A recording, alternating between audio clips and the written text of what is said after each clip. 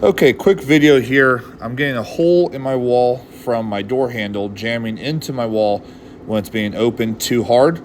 I have a door stop located on my baseboard, but as you can see, it's pretty broken, bent. So I'm going to show you how you can replace this.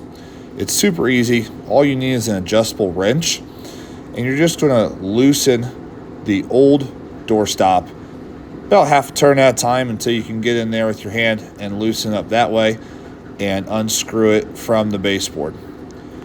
I have a new door stop that I'm going to put in its place.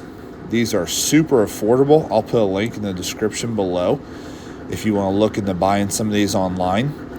But I always like to keep some of these handy around the house just because they're easy to replace and, like I said, super affordable. So I'm hand tightening this new one into the existing hole in my baseboard, and now I'm bringing that same adjustable wrench and tightening this door stop all the way until it's tight up against the baseboard. And that's really all there is to this project. I like it because it just takes one tool, an adjustable wrench, and it's super easy. You will find some different style door stops. These are my favorite ones to work with. I'll put a link, like I said, in the description below if you want to buy the ones that I'm using. Once this is all tightened, it will successfully stop my door handle from hitting the wall again. And now all I have to do is go back here and do a little drywall patchwork. Not too bad at all. Hope you liked this video. If you did, hit that like button for me.